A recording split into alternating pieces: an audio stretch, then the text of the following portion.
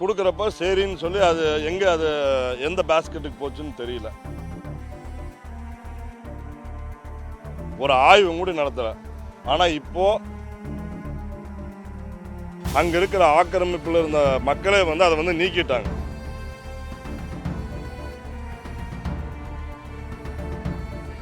கோவை கரும்பு கடை சாரமேடு ஆக்கிரமிப்பு அகற்ற கோரி பலமுறை நாங்கள் கடந்த ஆட்சியிலும் கொடுத்தோம். இப்பொழுதுதான் வந்துள்ளோம். இந்த ஆட்சியில் எங்களுக்கு ஒரு நம்பிக்கை உண்டு.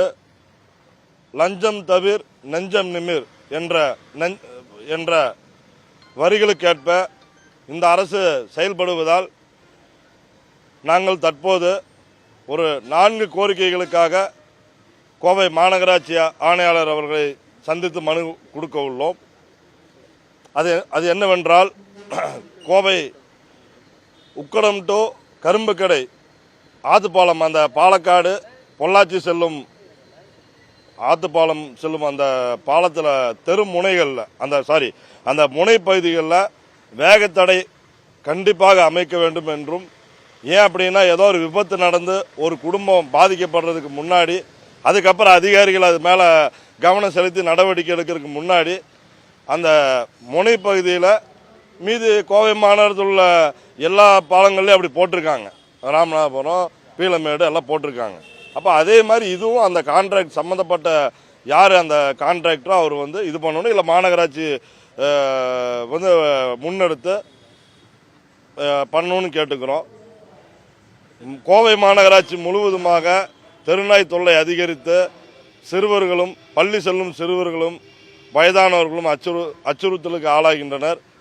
அதையும் நடவடிக்கை எடுக்குமாறு, மிக முக்கியமாக படகு இல்லம், ஒரு 2 வருஷத்துக்கு முன்னாடியே கமிஷனர்கிட்ட நாங்கள் இதே காங்கிரஸ் கமிட்டியிலேருந்து நாங்கள் கொடுத்துருந்தோம். 300 ரூபா ரொம்ப ஜாஸ்தியாக இருக்குது, இங்கே நடுத்தர மக்கள் வர இடம் அப்படின்னு சொல்லியிருந்தோம். அதுக்கு எந்தவித நடவடிக்கை எடுக்கலை. அதன் விளைவு என்ன அப்படின்னா, இன்றைக்கி படகு எல்லாம் மூடி இருக்கு. இது யாருக்கு நஷ்டம்? அரசாங்கத்துக்கு தான் நஷ்டம். கோவை மாநகராட்சிக்கு வருமான இழப்பு.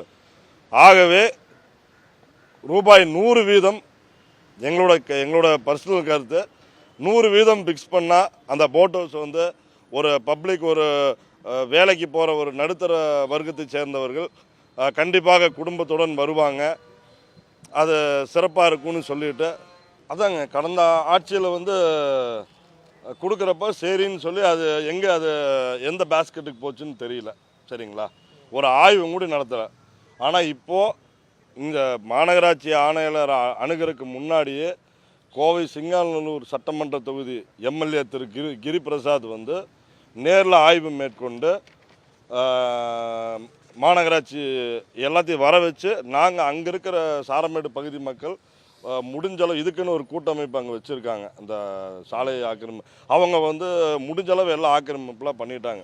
இன்னும் நம்ம மாநகராட்சி நின்று ஃபுல் இதாக பண்ணி, ஏன்னா சார் அங்கே 3 ஸ்கூல் இருக்குது சார்.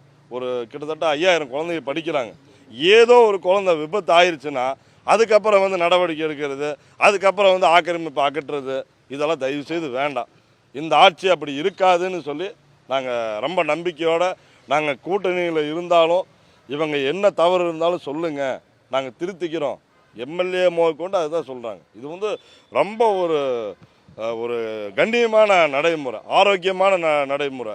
வாயை திறந்து சொல்கிறாங்க, எங்களுக்கு தெரியலாட்டி நீங்களாம் சொல்லிக் கொடுங்க. ஒரு 100% இருக்குன்னா ஒரு 50% அங்கே இருக்கிற ஆக்கிரமிப்பில் இருந்த மக்களே அதை நீக்கிட்டாங்க. ஆமாம், நாங்கள் பண்ணுறது தப்பு தான் அப்படின்னு சொல்லி அவங்களாவே விலகி, நீங்கள் அது ஒரு ஆய்வு மேற்கொண்டீங்கன்னா, இப்போ பத்திரிகை நிருபர்கள் ஒரு ஆய்வு மேற்கொண்டீங்கன்னா தெரியும். ஏன் முட்டி போட்டு வந்தோன்னா, அதை இந்த நாங்கள் அளிக்கிற மனு கவனம் ஈர்க்கணும். கார்ப்பரேஷன் கமிஷனருக்கு இது ஒரு கவன ஈர்ப்பாக தெரியணும் அப்படிங்கிறது நாங்கள் அப்படி தான்